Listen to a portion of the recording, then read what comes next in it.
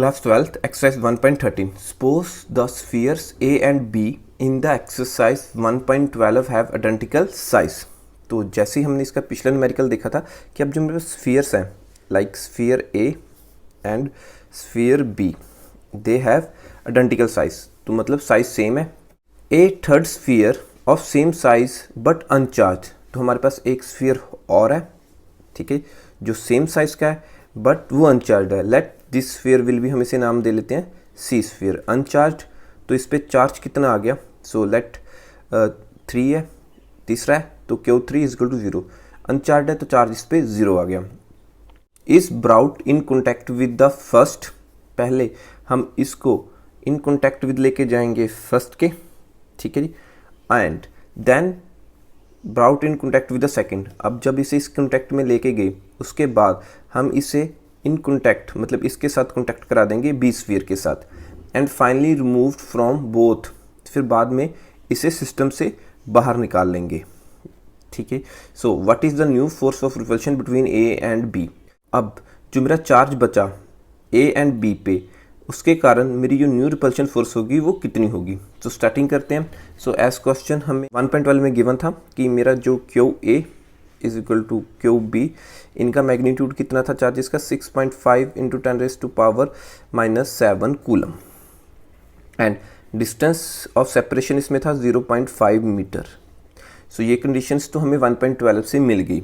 अब हमारे पास क्या हो रहा है कि सेम साइज, ठीक है जी, सेम साइज का अनदर स्फीयर इज ब्राउट, ठीक है, कॉन्टैक्ट विद स्फीयर ए. अब हम क्या कर रहे हैं, एक स्फीयर सेम साइज का brought in contact with sphere A, ठीक है, तो उसके कारण क्या होगा, जो कि वो अनचार्ज था, तो new charge on sphere A हम फाइंड कर लेते हैं. यहाँ पे new charge on sphere A कितना आ गया.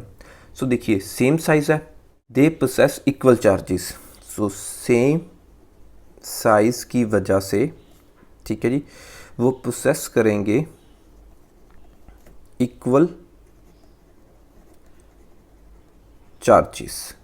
सो अब इस कंडीशन को यूज़ करके हम new charge on a sphere A find कर लेते हैं. सो लेट न्यू चार्ज को हम नाम देते हैं Q1 डैश.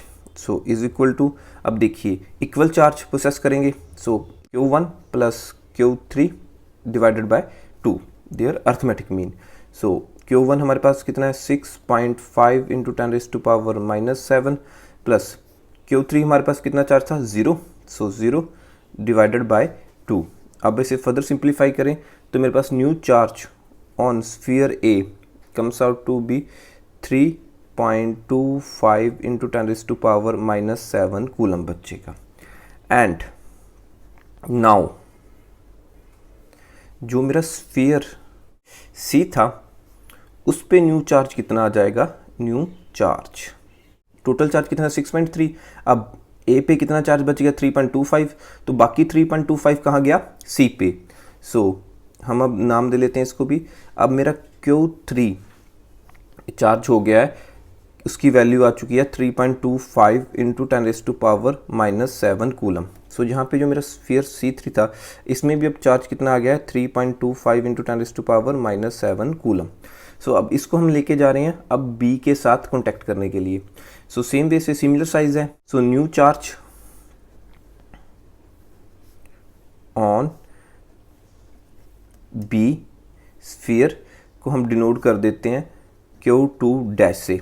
तो इस पे पहले कितना चार्ज था, 6.5 इंटू 10⁻⁻⁷ बी पे, प्लस अब Q3 पे अब कितना चार्ज आ गया है, 3.25 इंटू 10⁻⁻⁷ डिवाइडेड बाय 2, क्योंकि ये इक्वल चार्जेस ही प्रोसेस करेंगे.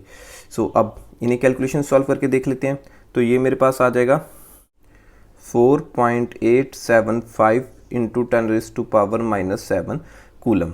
सो अब इस पे भी मेरे पास बी पे कितना चार्ज प्रोसेस हो गया था, 4.875 इंटू 10⁻⁻⁷ कूलम.